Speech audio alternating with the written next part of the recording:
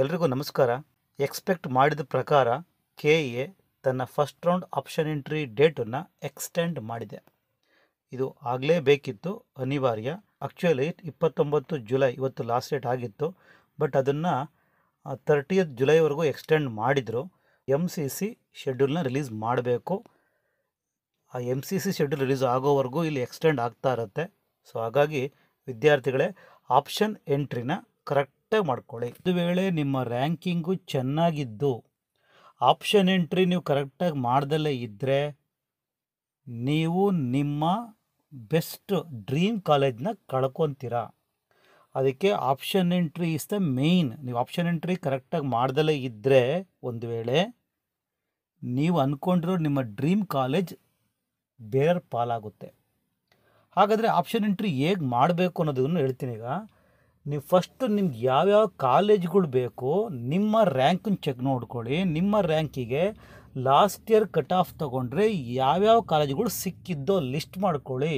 ನಿಮ್ಗೆ ಯಾವ ಬ್ರಾಂಚ್ ಬೇಕು ನೋಡ್ಕೊಳ್ಳಿ. ಯಾವ ಬ್ರಾಂಚು ಯಾವ ಕಾಲೇಜ್ ಬೇಕು ಅಂತ ಒಂದು ಕಡೆ ಕ್ಲೀನಾಗಿ ಬರ್ಕೊಳ್ಳಿ. ಆರ್ಡರ್ ವೈಸ್ ಬರ್ಕೊಳ್ಳಿ.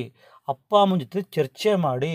ಯಾಕೆಂದರೆ ಸಪೋಸ್ ನೀವು ಬೇರೆ ಊರಿಗೆ ಅಪ್ಪ ಅಮ್ಮ ಪೇರೆಂಟ್ಸ್ ನಿಮ್ಮನ್ನು ಕಳಿಸ್ತಾರಾ, ಎಸ್ಪೆಷಲಿ ಗರ್ಲ್ಸ್ ಪೇರೆಂಟ್ಸ್ ಜೊತೆ ಡಿಸ್ಕಸ್ ಮಾಡಿ ನೀವು ಬೇರೆ ಊರಿಗೂ ನಾವು ಹೋಗೋದಕ್ಕೆ ನಮ್ಮ ಪೇರೆಂಟ್ಸ್ಗಳು ಕಳಿಸ್ತಾರೆ ಅನ್ನಂಗಿದ್ರೆ ಅಲ್ಲಿ ಹೇಗೆ ವ್ಯವಸ್ಥೆ ಏನು, ಹಾಸ್ಟೆಲ್ಲ, PGನ, ವಾಟ್ ಈಸ್ ದಟ್ ಅದರೆಲ್ಲ ಡಿಸೈಡ್ ಮಾಡ್ಕೊಳ್ಳಿ.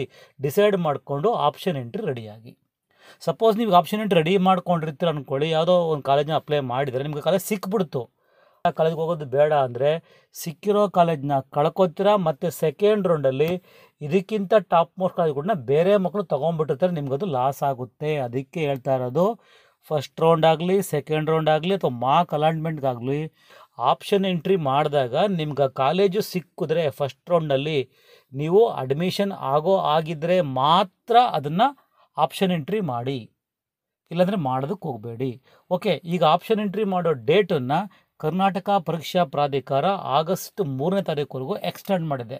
ನಿಮ್ಮ ಪ್ರಿಫರೆನ್ಸ್ಗಳನ್ನ ಲಿಸ್ಟ್ ಮಾಡಿಕೊಂಡು ಆಪ್ಷನ್ ಎಂಟ್ರಿ ಮಾಡಿ.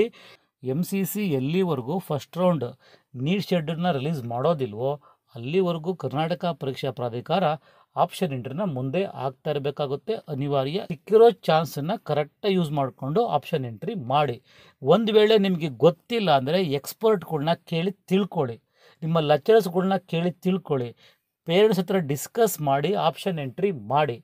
ನಿಮ್ಮ ಸೀನಿಯರ್ಸ್ಗಳನ್ನ ಕೇಳಿ ತಿಳ್ಕೊಳ್ಳಿ. ಆ ಕಾಲೇಜ್ ಹೇಗಿದೆ, ನಾವು ಅಡ್ಮಿಷನ್ ಆದರೆ ನಾವು ಕಾಲೇಜಿಗೆ ಹೋದರೆ ಪರವಾಗಿಲ್ವಾ, ಅಲ್ಲಿ ಕ್ಯಾಂಪಸ್ ಬರುತ್ತಾ, ಸೆಲೆಕ್ಷನ್ಸ್ಗಳಾಗುತ್ತಾ, ಆ ಕಾಲೇಜು ಟೀಚಿಂಗ್ ಹೇಗಿದೆ, ಈಗೆಲ್ಲ ಕೇಳಿ ತಿಳ್ಕೊಬೇಕು. ತಿಳ್ಕೊಂಡು ನೀವು ಆಪ್ಷನ್ ಎಂಟ್ರಿ ಮಾಡಿ. ಟೈಮ್ ಇದೆ, ಆಗಸ್ಟ್ 3ನೇ ತಾರೀಕುವರೆಗೂ ಟೈಮ್ ಇದೆ. ಅದು ಆ ಡೇಟು ಎಕ್ಸ್ಟೆಂಡ್ ಆಗ್ಬೋದು, ಬಟ್ ಆ ಎಕ್ಸ್ಟೆಂಡ್ ಆಗುತ್ತೆ ಅಂತ ನೀವು ಮತ್ತೆ ಕಾಯ್ತಾ ಕೂತ್ಕೊಳ್ಳೋಕೆ ಹೋಗಬೇಡಿ. ಆಪ್ಷನ್ ಎಂಟ್ರಿನ ಸರಿಯಾದ ರೀತಿಯಲ್ಲಿ ಮಾಡಿ.